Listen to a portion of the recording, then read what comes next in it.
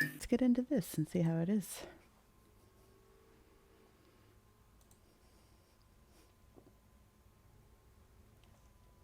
I love me some Lovecraft. I wanted to watch did anyone watch the show? I think it was just called, oh, it was called like Lovecraft Country or something like that.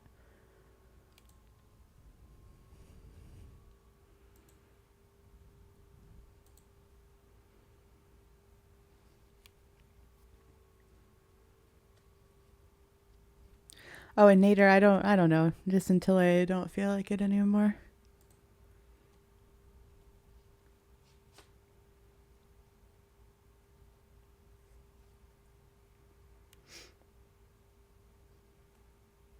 I'm very curious about this. This would be like a cool tattoo.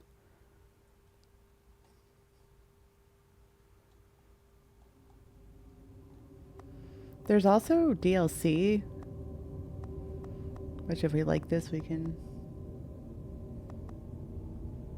maybe get into that at some point. All right. Let me know if audio needs to be adjusted or anything. I want you to be able to hear it.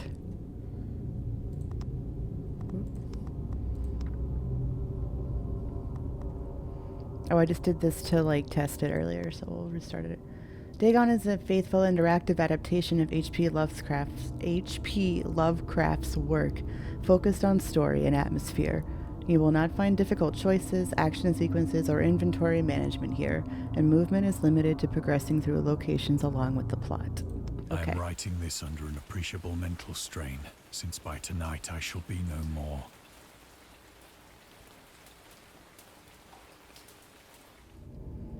During the game, you'll encounter interactive elements. Some of them will allow you to continue your journey. Others reveal interesting facts about the original short story, its historical background, and the author. Some of the trivia is hidden. In order to find these secrets, focus your eyes and look for the elder sign. What the fuck is an elder sign? Oh, that. Okay.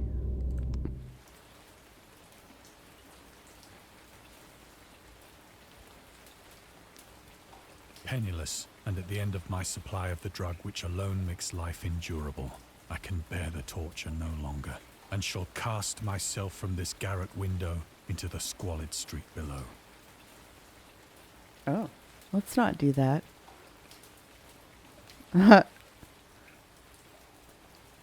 That's wild, Nader. It's a crazy tattoo. Oh, really? Do not think from my slavery to morphine that I am a weakling or a degenerate.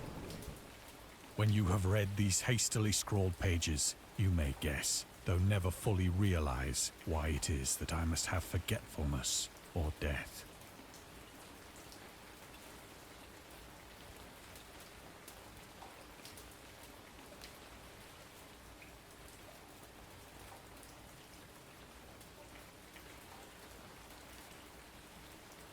Oh, here we go. Morphine. Morphine entered into use in the 19th century and was routinely administered to treat severe pain during the American Civil War and World War I. It was also sold without restrictions until 1914. Morphine became more popular after the invention of the hypodermic syringe around 1854. Frederick Sir Turner, who first isolated the substance, originally named it morphium after Morpheus, the Greek god associated with dreams. At the time when Dagon was published, morphine abuse, known as soldier's disease, already posed a big problem in the United States. You can read the Discover trivia immediately or go back to them later. Okay.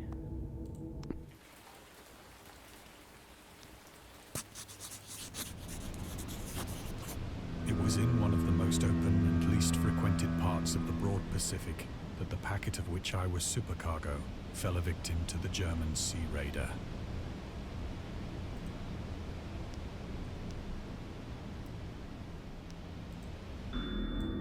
Lovecraft and the Great War.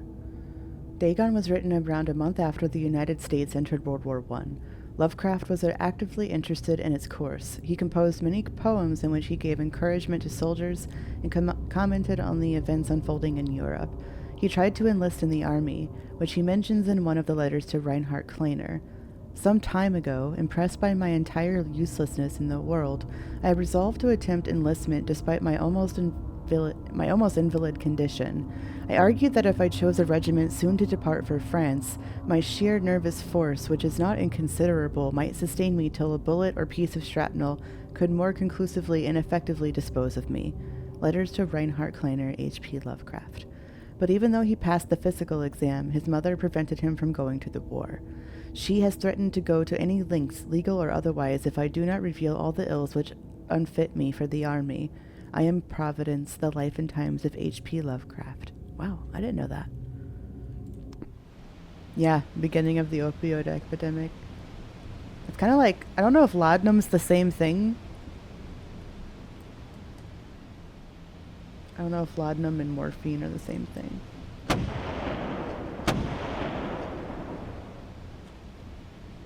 The Great War was then at its very beginning, and the ocean forces of the Hun had not completely sunk to their later degradation. So that our vessel was made a legitimate prize, whilst we of her crew were treated with all the fairness and consideration due us as naval prisoners.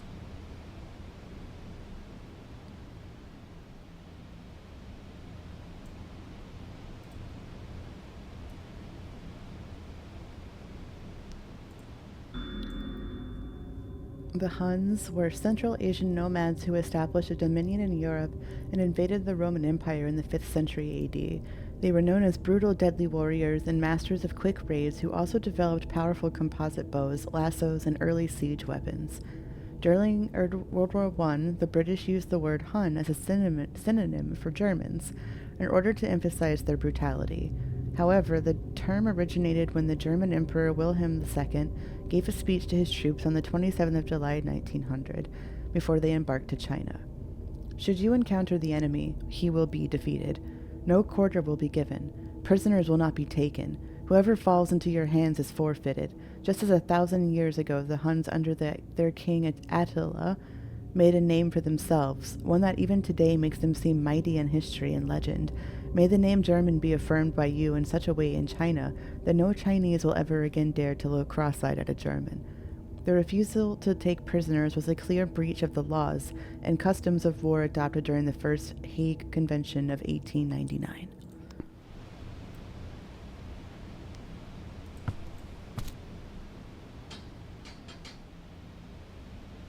So liberal, indeed, was the discipline of our captors, that 5 days after we were taken, I managed to escape alone in a small boat with water and provisions for a good length of time.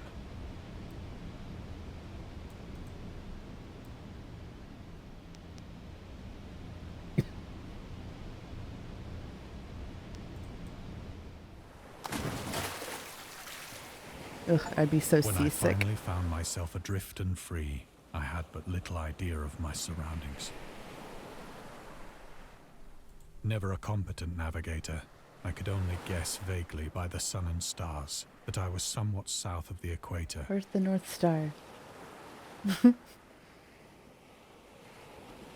What the hell is that? What was that noise? No, thank you. Oh god, I'm scared.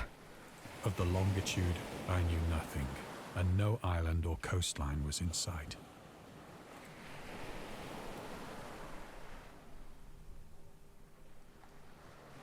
Why is there like a radio noise? Do I have a radio? How am I getting a signal out here? What is that? I don't like it. Ugh. The weather kept fair, and for uncounted days I drifted aimlessly beneath the scorching sun, waiting either for some passing ship or to be cast on the shores of some habitable land.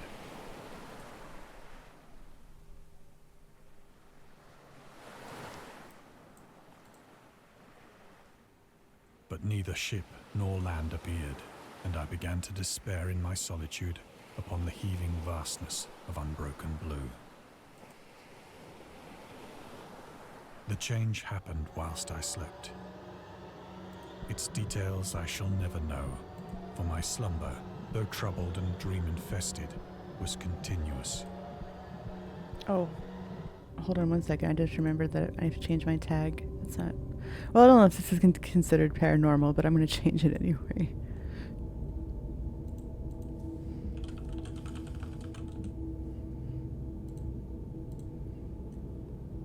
Okay. Sorry. Oh no. No.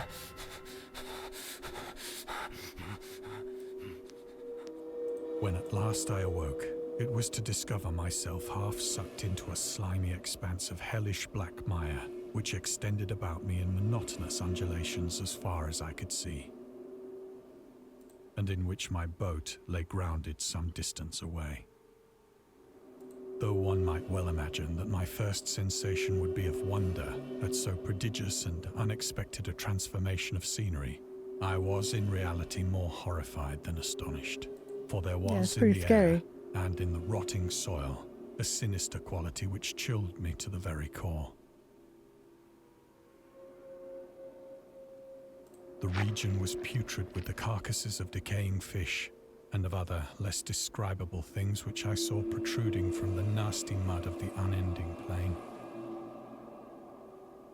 Perhaps I should not hope to convey in mere words the unutterable hideousness that can dwell in absolute silence and barren immensity. There was nothing within hearing and nothing in sight save a vast reach of black slime. Yet the very completeness of the stillness and the homogeneity of the landscape oppressed me with a nauseating fear. The sun was blazing down from a sky which seemed to me almost black in its cloudless cruelty, as though reflecting the inky marsh beneath my feet.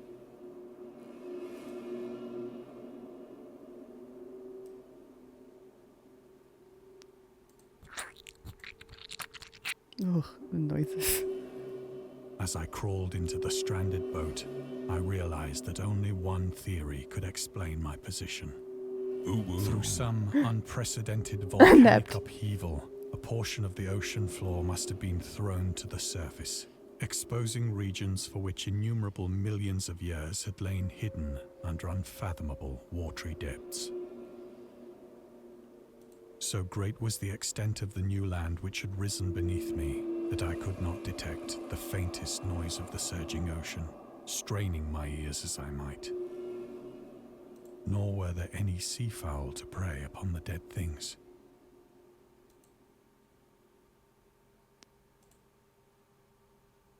For several hours I sat thinking or brooding in the boat, which lay upon its side and afforded a slight shade as the sun moved across the heavens. As the day progressed, the ground lost some of its stickiness and seemed likely to dry sufficiently for traveling purposes in a short time. I don't think so. That night I slept but little, and the next day I made for myself a pack containing food and water, preparatory to an overland journey in search of the vanished sea and possible rescue.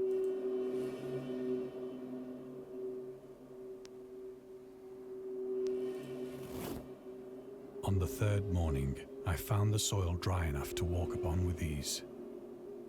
The odor of the fish was maddening, but I was too much concerned with graver things to mind so slight an evil, and set out boldly for an unknown goal.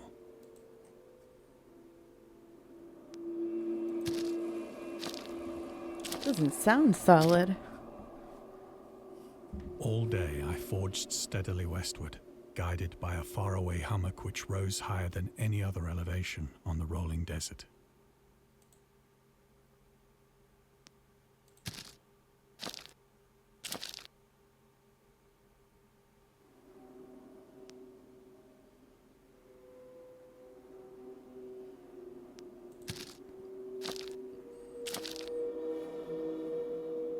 That night I encamped, and on the following day still travelled toward the hummock, though that object seemed scarcely nearer than when I had first espied it.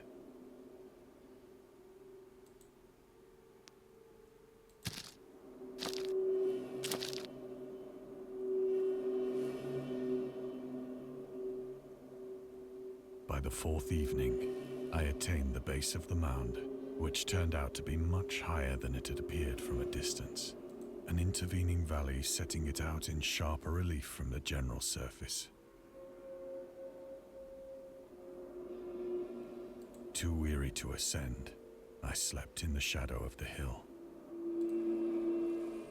I know not why my dreams were so wild that night, but ere the waning and fantastically gibbous moon had risen far above the eastern plain, I was awake in a cold perspiration, determined to sleep no more. Such visions as I had experienced were too much for me to endure again. And in the glow of the moon I saw how unwise I had been to travel by day. Oh. Without the glare of the parching sun, my journey would have cost me less energy. Oh, okay, yeah. Indeed, I now felt quite able to perform the ascent which had deterred me at sunset. Picking up my pack, I started for the crest of the eminence. Can't see, though. Do you have a flashlight? I have said that the unbroken monotony of the rolling plain was a source of vague horror to me. But I think my horror was greater when I gained the summit of the mound and looked down the other side into an immeasurable pit or canyon, whose black recesses the moon had not yet soared high enough to illumine. I felt myself on the edge of the world, peering over the rim into a fathomless chaos of eternal night. Through my terror ran curious reminiscences of Paradise Lost, and of Satan's hideous climb through the unfashioned realms of darkness. As the moon climbed higher in the sky, I began to see that the slopes of the valley were not quite so perpendicular as I had imagined. I have a graphic novel of Paradise Lost, and if you've never read that, it's really, really good. I recommend. Ledges and outcroppings of rock afforded fairly easy footholds for a descent, whilst after a drop of only a few hundred feet, the declivity became very gradual. Only a few hundred feet. No big deal.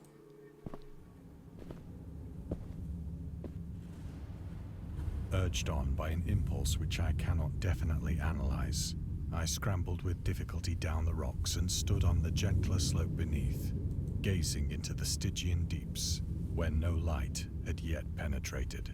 All at once, my attention was captured by a vast and singular object on the opposite slope, which rose steeply about 100 yards ahead of me, an object that gleamed whitely in the newly bestowed rays of the ascending moon.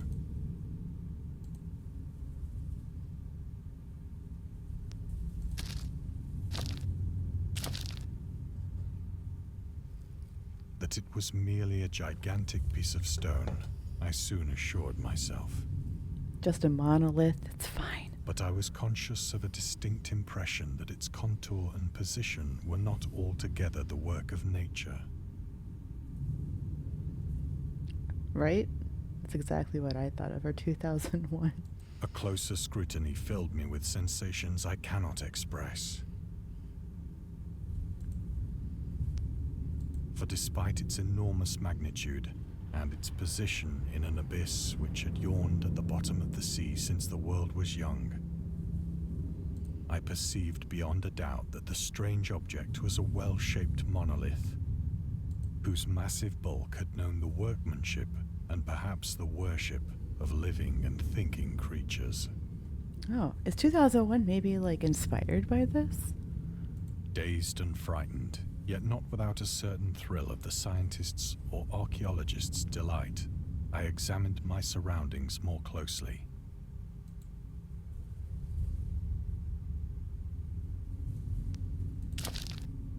Yeah, let's get closer to it. The moon, now near the zenith, shone weirdly and vividly above the towering steeps that hemmed in the chasm.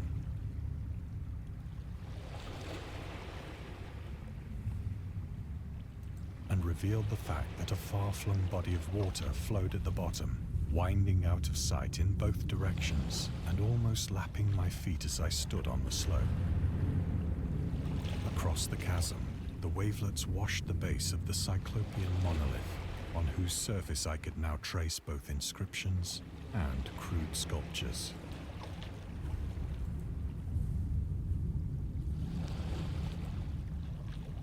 The writing was in a system of hieroglyphics unknown to me and unlike anything I'd ever seen in books, consisting for the most part of conventionalized aquatic symbols such as fishes, eels, octopi, crustaceans, mollusks, whales, and the like.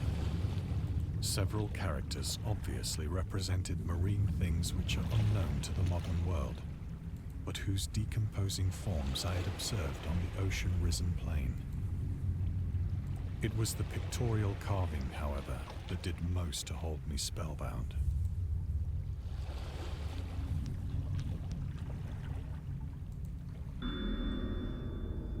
Dagon contains many themes and storytelling methods that Lovecraft developed in his later works, such as telling the story through carvings at the Mountains of Madness, the Nameless City, journals and characters' notes, The Shadow Out of Time, The Haunter of the Dark, islands emerging from the ocean, The Call of Cthulhu, or fictional beings and deities based on real events and mythologies, Miko and the Whisperer in Darkness. It's also considered the origin of the popular Cthulhu mythos. Some of Lovecraft's other stories also conclude in a manner similar to Dagon, but let's skip the details in order not to spoil the ending. Plainly visible across the intervening water, on account of their enormous size, were an array of bas-reliefs whose subjects would have excited the envy of a Doré. I think that these things were supposed to depict men, at least a certain sort of men, though the creatures were shown disporting like fishes in the waters of some marine grotto. Mermaids? Or paying homage at some monolithic shrine which appeared to be under the waves as well. Merman! Of their faces and forms I dare not speak in detail, for the mere remembrance makes me grow faint, grotesque beyond the imagination of a Poe or a Bulwer. They were damnably human in general outline, despite webbed hands and feet, shockingly wide and flabby lips, glassy, bulging eyes, and other features less pleasant to recall. Curiously enough, they seem to have been chiseled badly out of proportion with their scenic background, for one of the creatures was shown in the act of killing a whale, represented as but little larger than himself. I remarked, as I say, their grotesqueness and strange size, but in a moment decided that they were merely the imaginary gods of some primitive fishing or seafaring tribe, some tribe whose last descendant had perished eras before the first ancestor of the Piltdown or Neanderthal man was born.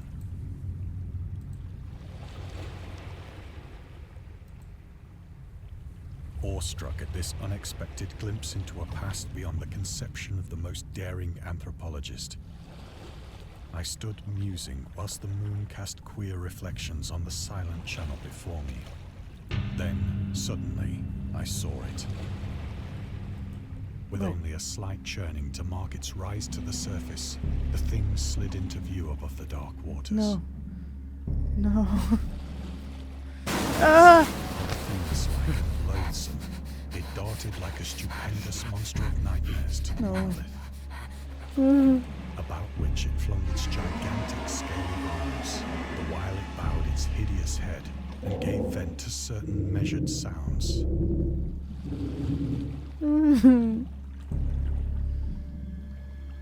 I think I went mad then. I would too. Of my frantic ascent of the slope and cliff, and of my delirious journey back to the stranded boat, I remember little.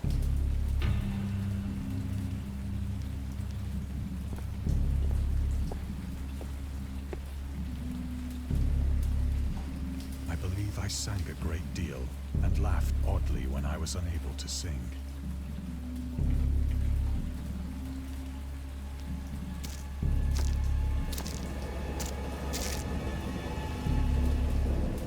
I have indistinct recollections of a great storm sometime after I reached the boat. At any rate, I know that I heard pearls of thunder and other tones which nature utters only in her wildest moods. the new Survivor season looks so wild.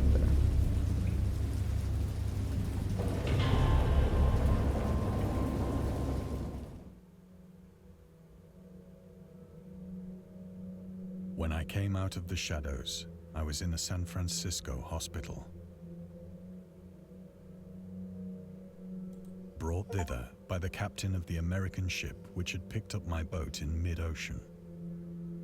In my delirium, I had said much, but found that my words had been given scant attention.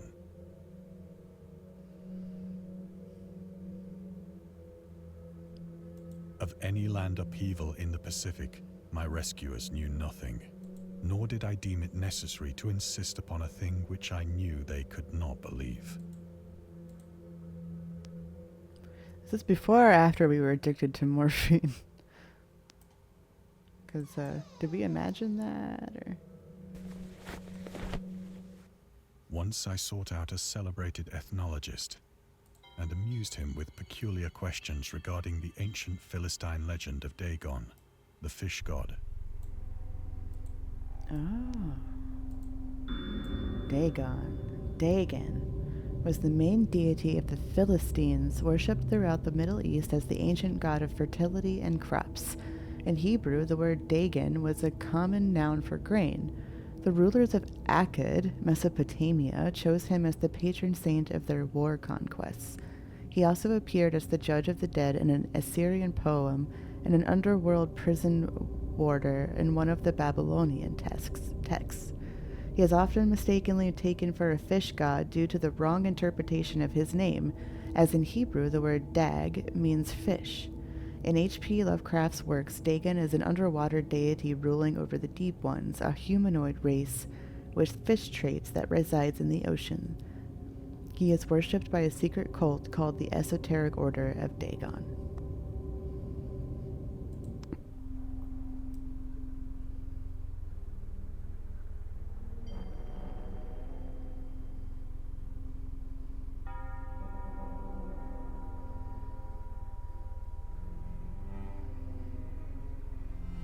Hello? Oh.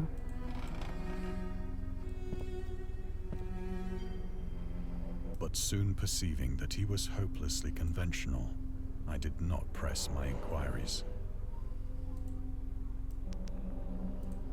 The Marketer. Lovecraft's attempts to find a job in 1925 were influenced by advice he received from friends. Among others, he started freelancing for a marketing magazine where he would write announcements and commercials. Feel free to judge his copywriting skills for yourself. I would never judge H.P. Lovecraft, but let's read it. From an ad for Curtis Woodwork. Curtis Woodwork embraces both the usual structural units and the cleverest contrivances of built-in or permanent furniture, such as bookcases, dressers, buffets, and cupboards. Every model is conceived and created with the purest art, ripest scholarship, and mellowest craftsmanship which energetic enterprise can command, and made to conform rigidly to the architecture of each particular type of home. The cost, considering the quality, is amazingly low, and the trademark of the individual pieces prevents any substitution by careless contractors.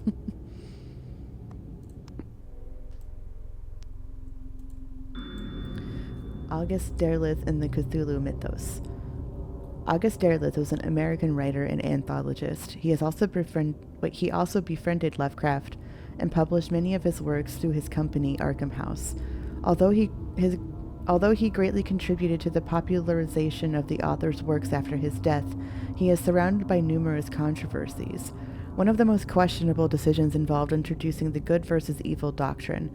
Derleth was a devout Catholic, to the Cthulhu mythos, which contrasted with Lovecraft's view of the world and his approach to cosmic horror. As a result, the author's works are often misunderstood and misrepresented in today's culture. It is also worth noting that Lovecraft was never really interested in creating a mythology, and the term Cthulhu mythos was coined by Derleth after the author left the mortal plane.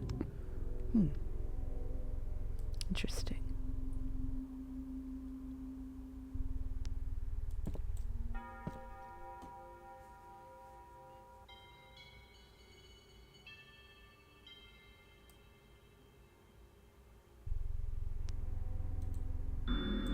the scientist. These days, the word scientist is a widely accepted term, but at the time Dagon was published, it was subject to a wide debate. After the author used it in the story, critics pointed out that man of science was a more appropriate term to employ. Okay. He admitted in defense of Dagon that if Dagon were to be reprinted, he would indeed use the phrase they suggested. Scientist was coined as an analog to artist, to be used when referring to those studying different branches of science. Yet, in the 19th and early 20th century, scientific researchers in Great Britain and the United States were of the opinion that man of science, resembling the term man of letters, was the only proper choice. Among other things, it was gender-specific, indicating that science was an endeavor to be pursued by only one sex. The term scientist became more accepted only after World War II, and man of science started fading into obscurity as an old-fashioned synonym. Oh, I didn't know that.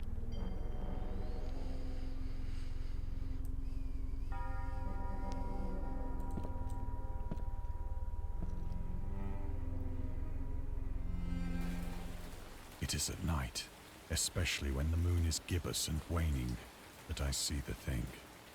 I tried morphine. Oh, that's why we... That makes sense. I think if I would do it. But the drug has given only transient surcease, and has drawn me into its clutches as a hopeless slave.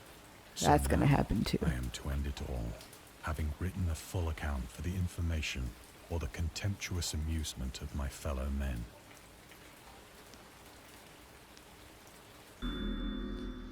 Lovecraft on tobacco and alcohol.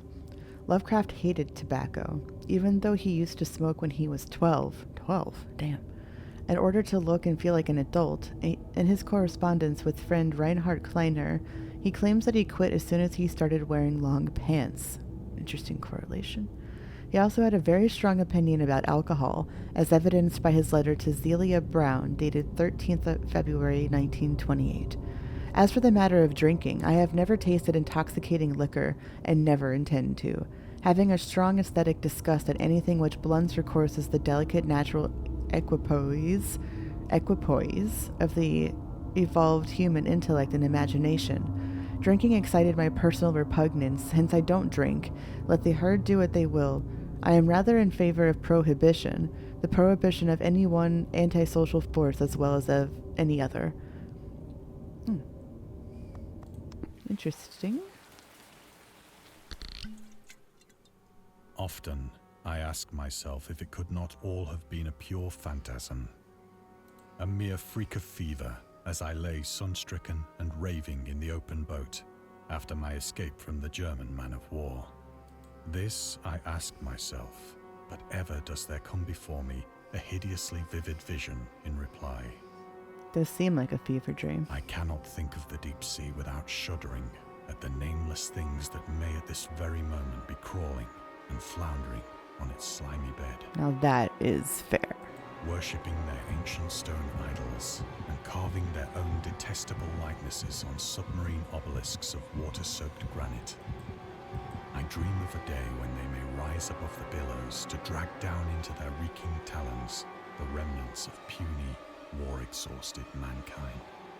Of a day when the land shall sink and the dark ocean shall ascend amidst universal pandemonium. Oh shit. It's like, what was that? AI. It's how like the end of AI is.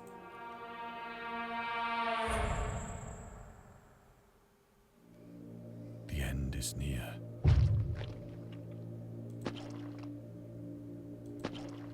Uh-oh. Oh god. What is it? What is that?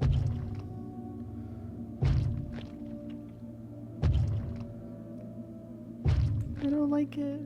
I hear a noise at the door, as of some immense slippery body lumbering against it.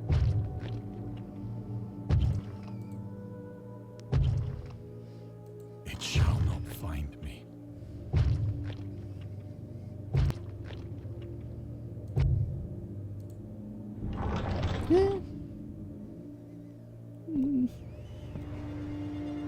God, that hand! No.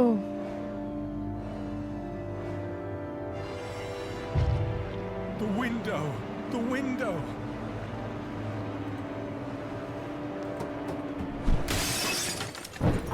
Oh! Oh no. Oh my god.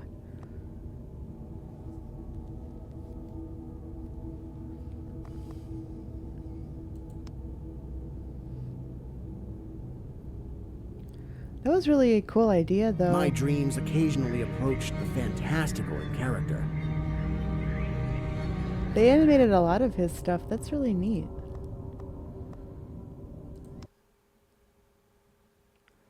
That's not what I... I guess that's what he said at the beginning, though, that he was going to throw himself out the window. I think that's a really fun idea to do little, like, short visual novels like that. So it was the morphine, I guess. Maybe it was true, because he saw that thing before he... Oh. And scary stories have been accompanying men for centuries. They have many faces and forms. But what is their purpose? Why do we enjoy being afraid so much? During our therapy, I'll try to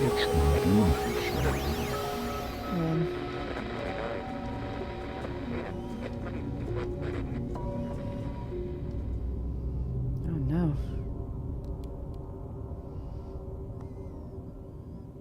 Ooh, a collection of horror stories. That's cool.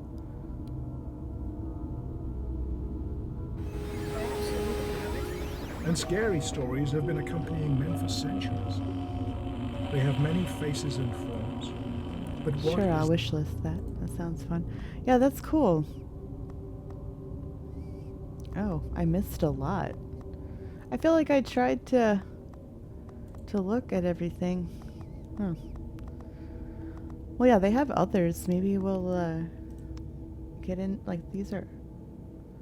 I'm guessing they're all like the same. Sing some balls. With roguelite elements?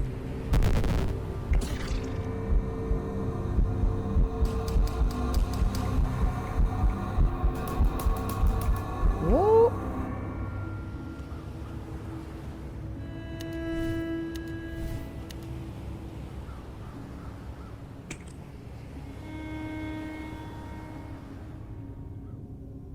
A Lovecraftian pool game with roguelite elements? What the fuck off with Cthulhu, friends? What? Early access. Is it not?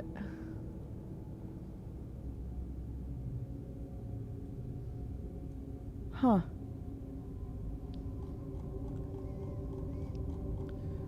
There's early access, but there's no... Oh, there's more. Oh. Interesting. Well, here, I'll link that, this store page in chat if you're interested in seeing more from these people. I am.